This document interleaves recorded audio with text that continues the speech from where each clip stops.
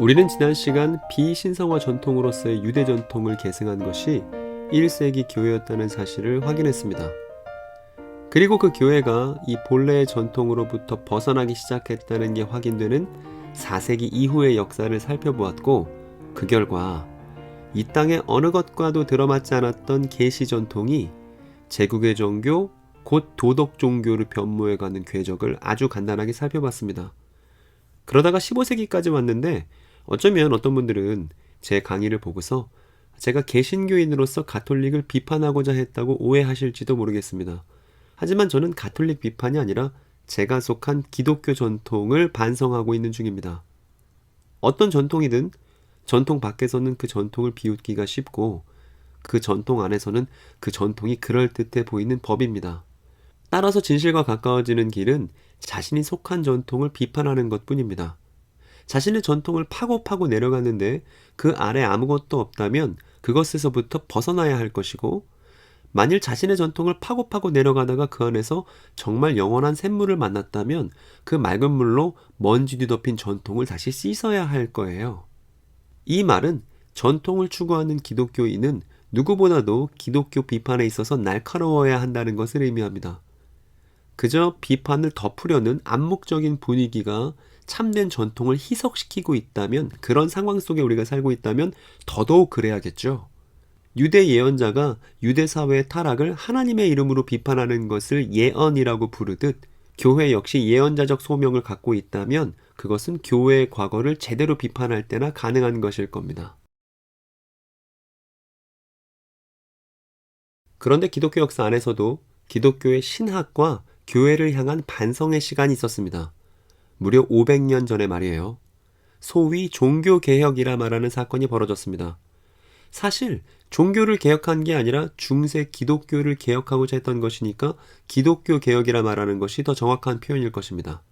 그리고 이 개혁을 이끈 사람이 독일의 루터와 제네바의 깔뱅입니다.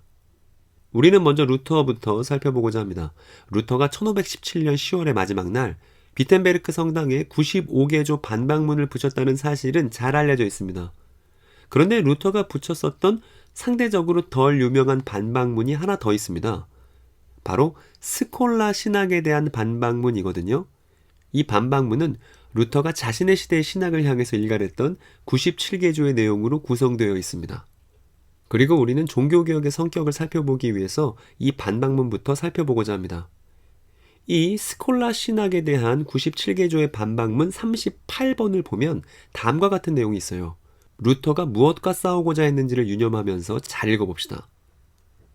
자만심이나 슬픔이 없는 도덕이란 없다. 즉, 죄가 없는 도덕이란 없는 것이다. 이 말은 순결한 도덕, 그러니까 신성한 도덕이란 없다는 거죠. 우리는 이 구절에서 루터가 뭐랑 싸우고자 했는지를 확인합니다. 바로 도덕입니다. 도덕이요?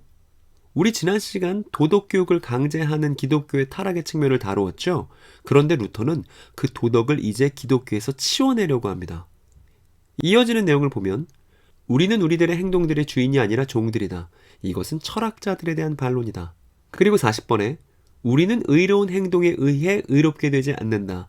오히려 이미 의롭게 되어가고 있는 과정 속에서만 의롭게 행동할 수 있다. 이것은 철학자들에 대한 반론이다. 루터의 대적은 도덕을 넘어서 이제 도덕을 연구하는 철학자들을 향하고 있습니다. 당시 도덕을 말하는 철학자들은 인간이 자신의 행동들의 주인이고, 그러한 인간의 의로운 행동들을 통해 인간은 의롭게 될 수 있다고 주장했습니다. 그런데 루터는 그 반대편에서 오히려 인간이란 자신의 행동들에 의해서 스스로 영향을 받고 스스로 의롭게 되기는커녕 이미 의롭게 되기 시작한 사람들만 의롭게 행동할 수 있다고 반대편에서 주장한 거죠. 그리고 루터의 이러한 주장은 성경에 근거하고 있었습니다. 즉, 하나님의 은혜가 없이는 사람이 바르게 설 수 없다는 거죠. 즉, 성경의 내용과 도덕의 내용이 서로 충돌하고 있음을 밝힌 것입니다. 그리고 그 다음 구절을 보면 루터가 맞서고 있는 철학자의 대장이 등장합니다. 실질적으로 아리스토텔레스의 모든 윤리는 은혜의 가장 사악한 적이다. 이것은 스콜라주의에 대한 반론이다. 바로 그 철학자들의 대장은 아리스토텔레스입니다. 당시 중세가 인용하던 철학자는 단연 아리스토텔레스였는데 이 반박문의 이름이 스콜라주의에 대한 반박이잖아요.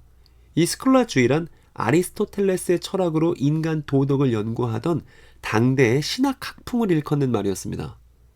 그리고 루터는 이게 기독교가 아니라고 선을 긋고 있는 거예요.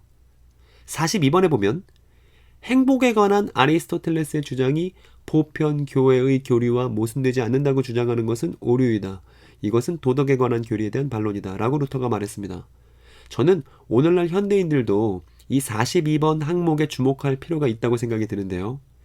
대한민국 헌법이 보장하는 국민의 기본권 중 하나인 행복 추구권이 바로 이 아리스토텔레스에게서 시작된 것이기 때문입니다. 그런데 이상하게도 루터는 이 아리스토텔레스의 행복 추구는 기독교와 서로 모순된다고 주장하고 있어요. 그도 그럴 것이 성경은 개인의 행복 추구에 관해서는 별말을 하지 않기 때문입니다. 오히려 그 행복 추구가 인간의 욕망을 달성하는 것과 관계에 있다면 성경은 그것을 경계합니다. 그리고 성경을 유심히 들여다보면 성경은 행복, 정의, 아름다움, 이런 추상명사나 어떤 이념도 최종적인 추구의 대상으로 놓지 않아요. 오히려 한 분 하나님 외에 다른 것을 추구의 대상으로 놓는다면 그것을 우상숭배라고 규정할 겁니다. 오로지 한 분 하나님만이 가장 높으신 분이고 그분 안에서만이 참된 질서 구현이 가능하다는 게 성경의 가르침이니까요. 그러니까 저 루터의 주장은 귀담아 들을 만합니다. 어쩌면 자신의 행복을 추구하는 사람은 자신이 행복하지 않다는 사실만 아프게 발견하게 될지도 몰라요. 마치 겸손하려고 매 순간 신경 쓰며 행동하는 사람이 정말로 겸손할 수는 없듯이 말입니다. 그런데 이렇게 아리스토텔레스의 도덕과 성경이 말하고 있는 바가 서로 모순적임에도 불구하고 15세기 기독교에 끼친 아리스토텔레스의 영향력은 막강했습니다. 어떤 사람도 아리스토텔레스 없이 신학자가 될 수 없다고 말하는 것은 오류이다. 이것은 일반적인 견해에 대한 반론이다. 이 구절은 당시 시대의 분위기를 보여줍니다. 그러니까 누군가가 신학을 하겠다고 하면 루터의 시대에는 신학을 하려거든 단연 아리스토텔레스 공부를 해야지 라고 답하던 시대였던 거죠. 이로써 우리는 종교개혁자 루터가 무엇과 싸우고자 했는지를 알 수 있습니다. 그는 도덕체계, 철학자의 이론들, 그 중에서도 특히 아리스토텔레스의 방식으로 성경을 연구하는 것, 그리고 응당 그렇게 해야 한다는 당대의 통념, 이런 것들과 루터가 맞섰던 것이죠. 그리고 루터는 신학을 개혁하기 위해서는 저런 것들이 성경과 다르다는 것을 분명하게 해야 한다고 말한 것이죠. 그리고 루터의 개혁은 신학에만 그치지 않습니다. 그는 같은 날 비텐베르크 성당에 95개조로 구성된 반박문을 내걸었습니다. 스콜라주의에 대한 반박문보다는 이것이 훨씬 더 유명할 거예요. 이제 루터는 사제로서 자신의 밥벌이가 달려있는 교회 조직을 향한 내부 고발을 시작합니다. 그 첫 번째 내용은 다음과 같아요. 주님이자 선생이신 우리 예수 그리스도께서 회개를 행하라 고 말씀하셨을 때 그이는 모든 삶을 충실히 회개하는 것을 의도하신 것이다. 루터가 교회를 비판하면서 가장 먼저 말한 것은 예수께서 말씀하셨던 회개하라는 바로 그 말씀이었습니다.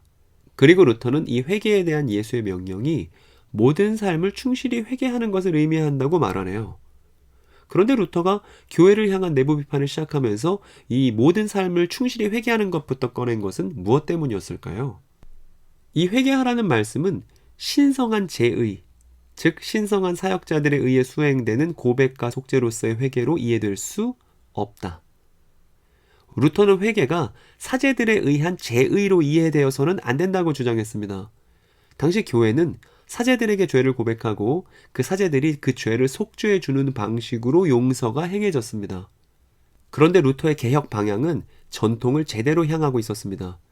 비신성화의 전통으로 돌아가자고 말하는 것이니까요. 그런데 한편으로는 이 회개에 대해서 루터 자신이 정의한 내용만 있고 이 회개에 대한 유대적인 개념이 무엇인지가 언급되지 않은 것은 뭔가 깨름칙한 것이 있긴 있습니다. 어찌됐든 다음 내용을 보면 그러나 이 회개하라는 말씀은 내적인 것을 지향하지 않으며 만일 외적으로 육체의 다양한 것들의 죽음들을 수행하지 않으면 어떠한 내적인 것도 없다. 회개라는 말은 신약 성경이 기록된 히라버로 메타노이아라는 단어를 쓰는데 이 단어의 메타는 바꾼다는 것이고요. 노이아는 마음이란 뜻입니다. 그래서 회개는 마음 바꿈이라는 의미예요. 그런데 루터는 이 회개를 그저 마음만 바꾸는 것으로 오해해선 안 된다고 말합니다. 즉, 몸의 잘못된 실천들을 죽이지 않으면 이 회개라는 마음 변화는 벌어지지 않는다고 말한 것이죠. 그리고 이 잘못된 실천들을 죽이는 것을 형벌이라 부릅니다. 그러므로 이 말씀은 죄에 대한 형벌을 유지시키고 이 형벌은 자신에 대한 미움을 유지시킨다. 두말할 나위 없이 하늘들의 왕국의 입구에 이를 때까지. 그리고 루터는 사람이 자신의 죄를 미워하고 그 죄를 없애려고 하는 것이 꼭 필요하다고 생각했습니다. 그러니까 오늘날로 하면 죄책감을 중요하게 생각했던 거죠. 즉, 자신의 죄가 형벌받아 마땅하다는 이 죄책감이 사람으로 하여금 하나님의 통치로 들어갈 수 있도록 인도할 것이라는 확신이 루터에게 있었습니다. 그리고 이것은 하늘에서 벼락치는 것을 보고 하나님의 심판을 두려워했던 루터 자신의 경험이 반영된 것일 거예요. 그런데 당대 교회는 이렇게 스스로 느끼는 죄에 대한 형벌 외에도 다른 형벌들이 있었습니다. 교황은 그가 자신의 직권이나 교회법에 의해 부과한 형벌들 외에는 면제할 권한도 또 그럴 생각도 가져서는 안 된다. 바로 교황과 교회법에 의해 부과될 형벌들이 따로 있었던 것이죠. 루터는 교황의 면제 권한을 축소해야 한다고 말합니다. 교황은 모든 죄에 대한 형벌을 면제할 수는 없다는 거예요. 8번 항목을 보면 교회법의 형벌들은 오로지 산자들에게 부과된 것이지 죽은 이들에게는 어떤 것도 그 교회법에 의해서 형벌들이 부과돼서는 안 된다고 루터가 말했습니다. 당시 교회법의 형벌들은 살아있는 사람들뿐만 아니라 죽은 사람들에게도 부과됐습니다. 그리고 교황은 그 모든 형벌들에 대한 면제 권한을 가지고 있다고 생각한 거예요. 그러니까 대단히 초월적인 권한이죠. 지상에서뿐만 아니라 죽어서까지도 교황과 교회법에 얽매이게 된다는 겁니다. 그리고 성경에 쓰여있지도 않은 이런 권한은 이미 죽은 가족들을 인질 삼아 산 사람들을 통제하는 데 악용되었습니다. 심지어 성경에 없는 공간까지 만들어가면서 말이죠. 바로 연옥입니다. 이미 죽은 가족들이 천국도 아니고 지옥도 아닌 곳에 있습니다. 그럼 살아있는 가족들이 교회 요구에 따라서 연복에 헌금을 하면 그 동전이 떨어지는 소리와 함께 연옥에 있던 가족들이 천국으로 갈 수 있다는 면죄부 판매가 횡행하던 것이 루터의 시대였고, 이 면죄부 판매는 위에서 언급했던 교회의 잘못들이 다 있어야만 가능한 것이었습니다. 회개를 신성한 제의로 이해하고 형벌에 대한 면제 권한을 교황과 사제들이 독점하며 그 권한을 죽은 자들에게까지 적용하고자 했기 때문에 연옥은 발명된 것이죠.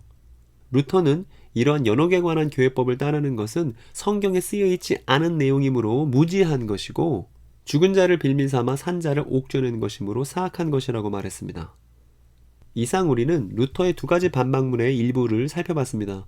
적은 내용을 살펴봤지만 그럼에도 우리가 확실하게 알 수 있는 내용들이 있죠. 루터가 무엇과 싸우고자 했는지, 당대 신학과 교회를 어떻게 개혁하고자 했는지 말입니다. 크게 두 가지로 분류할 수 있습니다. 먼저 신학에 있어서는 도덕체계, 철학, 아리스토텔레스의 이름으로 하는 신학, 그리고 교회에 있어서는 신성한 사람들에 의해 벌어지는 신성한 제의들과 성경에 근거 없이 따르고 있는 그 권위와 법을 루터는 개혁하고자 했던 것이죠. 그리고 당시 루터는 가톨릭 사제였기 때문에 이 반박들은 자신이 서 있는 토대에 대한 비판, 곧 내부에 대한 반성이었습니다. 즉 루터는 자신이 서 있는 그 전통을 비판했던 것이고, 그가 실천으로 옮겼던 이 전통을 향한 내부의 반성은 진실을 볼 수 있는 작은 창문을 열어두게 만들었습니다. 그리고 이 일을 위해서 루터는 많은 용기를 내야만 했을 거예요. 또 사태 파악을 위한 치밀한 연구 또한 수반되었으리라고 어렵지 않게 상상해 볼 수 있습니다. 그러나 유감스럽게도 당시 교회는 루터의 목소리에 귀 기울이고 함께 개혁하려는 모습을 보이지 않았습니다. 오히려 루터는 1521년에 사제직이 박탈되었고 살해 위협을 받으면서 도망 다녀야만 했어요. 그럼 이 대목에서 잠깐 멈춰서 여러분의 경험담을 들어봅시다. 여러분은 혹시 루터처럼 자신이 속한 집단과 전통을 향해서 올바른 목소리를 내셨던 경험이 있으신가요? 가정이나 직장이나 혹은 교회 등에서 말입니다. 그런 경험이 있으셨다면 그때 마음이 어떠하셨는지 이야기를 들어보고 싶습니다. 이 종교개혁 이후 루터는 독일 제후들의 지지를 받았고 이후 루터파 개신교는 독일의 국교가 되었습니다. 이 국교가 되었다는 점에서 지난 영상을 보신 분들은 다시 미간이 찌푸려지지 않을까 생각합니다. 저는 루터의 개혁의 방향이 참으로 옳았다고 생각해요. 철학에 쩌들은 성경 연구 방법을 비판하고 다시 교회를 비신성화 전통으로 돌리고자 한 그의 목소리는 분명히 교회가 귀담아 들어야 할 메시지였습니다. 그러나 당시 교회는 루터를 단죄하고 내모는 방식으로 문제를 해결하고자 했고, 루터는 당시 교황의 영향에서 벗어나고자 하는 신흥 귀족들의 비호를 받게 된 것이죠. 그 결과 루터의 사상을 가지고 새롭게 출범하는 유럽 국가들이 생겨났습니다. 그리고 이후 루터의 사상은 법이 되었습니다. 먼저 루터의 독일에서는 교회 출석과 성찬에 참여하는 일이 법으로 제정되었습니다. 그리고 루터가 말한 개신교 신앙을 따르지 않으면 상속권이 박탈되기도 했어요. 심지어 스웨덴에서는 비밀 집회 금지법이 도입되었습니다. 즉 루터교 사제가 참석하지 않는다면 3명 이상이 기도하거나 성경 공부를 위해서 모이지 못하게 하는 그런 법이었습니다. 그리고 당시 한 명의 국왕에 의해 통치되던 노르웨이와 덴마크에서는 안식일법이 제정되었습니다. 이 법은 일요일에는 어떤 오락도 할 수 없고 교회에 가지 않는 사람에게는 벌금을 부과하는 법이었습니다. 그리고 무엇보다 루터는 자신이 죽기 10여 년 전인 1538년에 유대인에 관해서 이렇게 말한 바 있습니다. 하나님이 유대인을 버리셨으며 유대인은 더 이상 그의 백성이 될 수 없음이 분명하다. 루터는 책을 썼는데 유대인과 그들의 거짓말에 관하여 라는 제목을 갖고 있는 책이었어요. 그리고 다음 7가지 유대인에 관한 행동 강령을 제시하기도 했습니다. 유대인의 회당과 학교를 불사를 것, 유대인의 주거지를 약탈하고 파괴할 것, 유대인의 모든 기도집과 탈무드를 빼앗을 것, 랍비의 가르침을 금하고 이를 어길 시 목숨과 사지를 잃게 되는 고통을 가할 것, 유대인의 안전통행권을 완전히 박탈할 것, 유대인 고리대금업 종사를 금지하고 그들의 재산을 빼앗을 것, 젊고 건장한 유대인 남녀에게 노동을 통해 빵을 먹게 할 것. 이러한 극심한 반유대주의가 말년의 루터의 태도였습니다. 이것은 아마 루터가 유대 전통, 1세기 기독교 전통으로 돌아가기 어렵게 만드는 장애물이 되었을 거예요. 즉 루터는 1세기 유대 전통으로 돌아가는 것 없이 가톨릭에 반발하는 것으로 자신의 종파를 규정하려 했고, 이것을 위해서 자신의 사상으로 다듬어진 개념들이 사용되었습니다. 예컨대 루터가 주장했었던 것 중에 가장 유명한 것이 이신칭의잖아요. 이 이신칭의는 루터 개인의 주장만이 아니라 성경의 진술 그대로이지만, 루터는 이 이신칭의를 설명할 때 유대인 예수, 유대인 바울의 입장을 떠올리지 않아도 자신의 개념을 설명할 수 있었습니다. 루터의 이러한 방식이 어떤 개념을 갖고 와서 그 개념에 대한 개인적인 정의를 붙이는 철학자들의 방식과 뭐가 다른지 우리는 되물어 볼 필요가 있습니다. 그리고 루터에게 믿는 것이란 루터파 개신교인이 되는 것이었고, 유대인들이 이것을 거절했을 때 루터는 유대인들을 법으로 강제할 준비가 되어 있었습니다. 그렇다면 장로회의 깔뱅은 어땠을까요? 유감스럽게도 깔뱅이 성경교사로 초빙되었었던 제네바에서도 교회 출석은 법적 의무였고, 깔뱅이나 성직자를 깎아내리는 사람은 징역형이나 강제 출국을 당했습니다. 물론 깔뱅이 저를 비난하는 사람은 징역형에 처하게 해주세요 라고 제네바에 요구했을 것을 상상하는 것은 어렵지만, 그럼에도 불구하고 깔뱅의 도시에서도 성경은 법이 되어서 사람들을 압박하는 일에 사용되었습니다. 심지어 겸손하지 못한 차림새도 불법으로 규정되었고 혼의 성관계도 처벌되었습니다. 즉 성스러운 것과 세속적인 것을 구별하는 잣대가 새로 생긴 개신교 세력에게 주어졌던 것이고, 그렇기 때문에 루터와 깔뱅의 사상이 법제화되었던 것이죠. 그리고 더욱더 유감스러운 것은 깔뱅 자신도 1491년 제네바에서 유대인을 모조리 추방하자는 반유대주의를 보였습니다. 깔뱅주의를 주창했던 국가들 중에서는 오로지 네덜란드 깔뱅파만이 루터파든 제세례파든 유대인이든 환영하며 종교적 관용을 베풀었을 뿐이었어요. 이렇듯 개혁은 신흥 국가들의 탄생으로 이어졌고, 이 국가들은 개혁가들의 사상을 법으로 사용하고자 했습니다.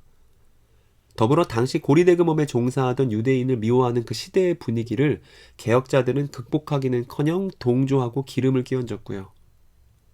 원수를 사랑하라 라고 말했었던 어느 유대인의 가르침은 쉽게 잊혀지고, 그 유대인을 따른다는 개신교와 가톨릭은 이제 서로를 죽고 죽이는 30여 년의 전쟁에 돌입합니다.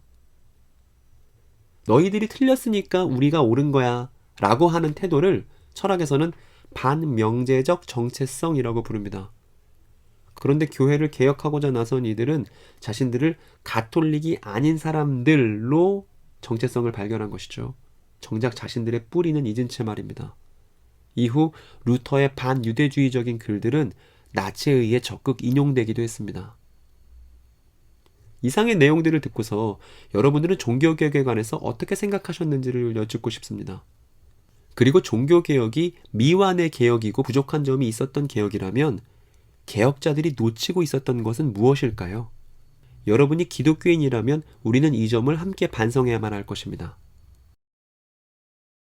초대교회 성경 교사 중에는 테르툴리아누스라는 사람이 있습니다. 이 사람은 2, 3세기에 활동했던 사람이에요. 삼위일체라는 말을 처음 창안해서 사용했던 사람으로도 유명합니다. 이 테르툴리아누스는 이단자들에 대한 규정에 관하여 라는 책에서 다음과 같은 말을 남겼습니다. 아테네와 예루살렘이 무슨 상관이 있으며 아테네 학파와 기독교가 무슨 상관이 있단 말인가? 즉 당대 이 테르툴리아누스 당대의 이단들이 철학을 가지고 복음을 왜곡하고 있을 때 따라서 교회를 지키고 성경을 변호하려는 성경 교사들 역시 철학을 사용해서 그들에게 맞서는 게 자연스러웠거든요. 그러나 테르툴리아누스는 라틴 철학에 정통한 사람이었음에도 불구하고 유대에서 시작된 기독교는 아테네의 철학과는 사실 아무런 상관이 없지 않냐고 묻고 있는 것이죠. 플라톤은 파이돈이라는 책에서 어느 철학자의 죽음에 관해서 말합니다. 그 철학자는 자신을 말리는 친구의 만류에도 불구하고 얼른 독배를 마시고 죽겠다고 합니다. 그리고 그 철학자는 죽음이란 영혼이 주거지를 옮기는 것일 뿐이고 죽은 이후에 이미 죽었던 철학자들을 만나서 죽어서도 서로의 경험을 비교하며 대화를 나누는 것이 유쾌한 일일 것이라고 말해요. 이 독특한 철학자의 이름은 바로 소크라테스입니다. 플라톤의 스승이기도 하죠. 플라톤은 자신의 스승의 죽음에 관해 말하면서 인간은 출생 이전의 영혼 상태였고 이 영혼 시절 기억을 떠올리는 것이 진리라고 말합니다. 히라보로 진리는 알레테이아라는 단어를 쓰는데 이 말은 망각의 강인 레떼를 거슬러 올라간다는 의미를 갖고 있어요. 즉 고대 히랍 사람들은 인간이 망각했던 영혼의 기억을 상기시키는 것을 진리라고 생각했던 거죠. 소크라테스는 이 히랍 전통 위에서 초연하게 죽음을 선택합니다. 그리고 플라톤은 그 스승의 영혼이 사라질 것이라고 생각하지 않아요. 오히려 스승은 육신이 죽더라도 그 영혼만은 불멸할 것이고 따라서 죽음이라는 것은 그 불멸하는 영혼이 감옥과 같았던 육신을 떠나서 이데아로 돌아가는 것이라 주장합니다. 그리고 이러한 플라톤의 사상은 영지주의에 깊은 영향을 미쳐요. 그런데 테르툴리아누스의 말대로 이 플라톤의 생각은 유대적인 것과 무관하잖아요.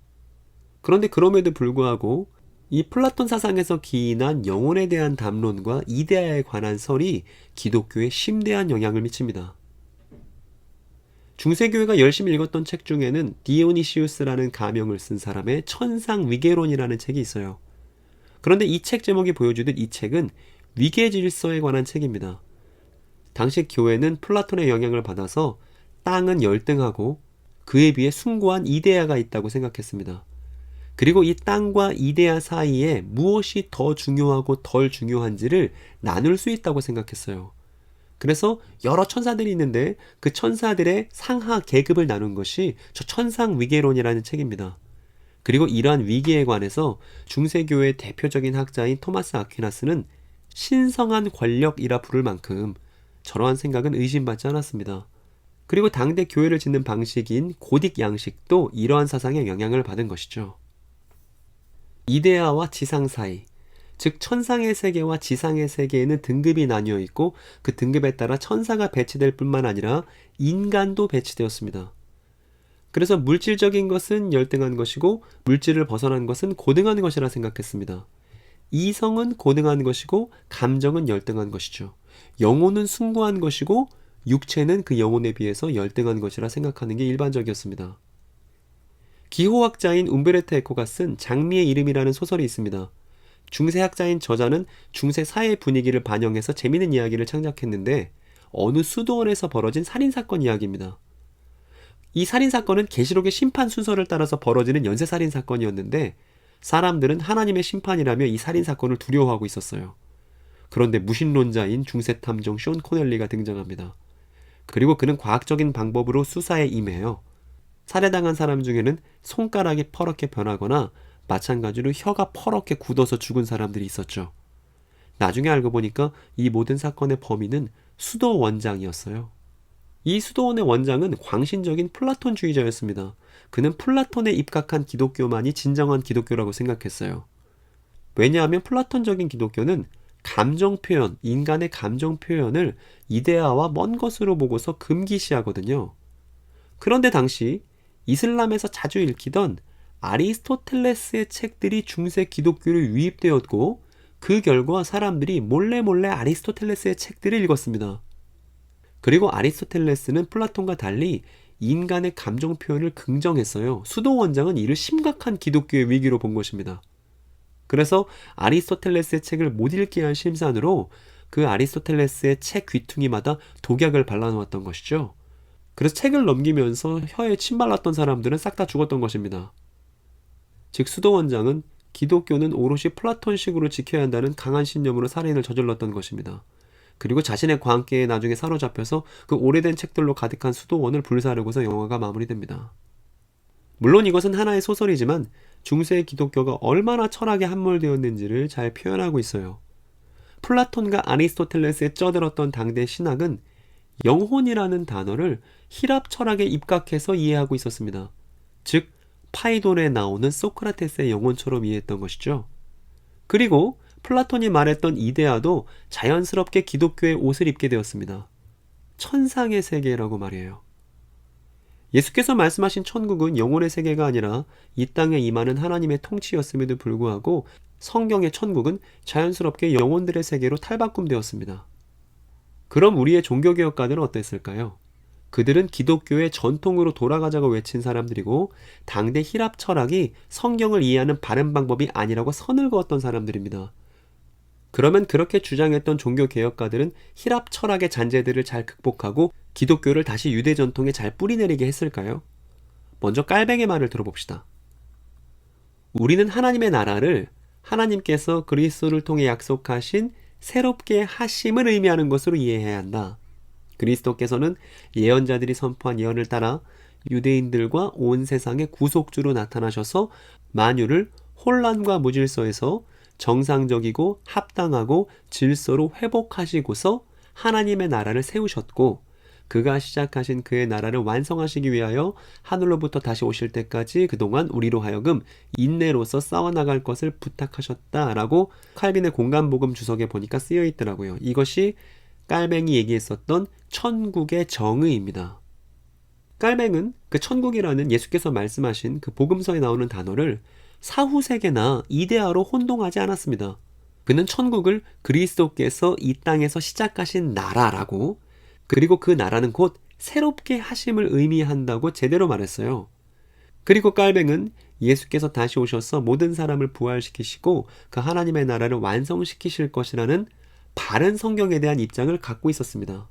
저는 천국에 대한 깔뱅이 이 설명이 너무 좋아요.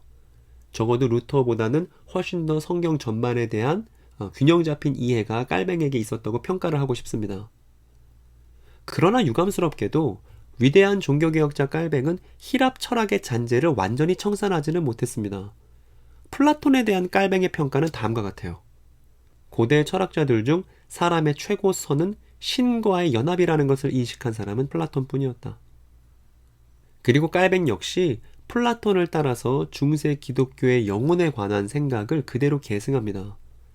깔뱅은 영혼이 불멸하지 않는다는 주장에 대해서 짐승과 같은 생각이고 망상이라고 말할 만큼 영혼 불멸에 관한 확고한 생각을 갖고 있었어요.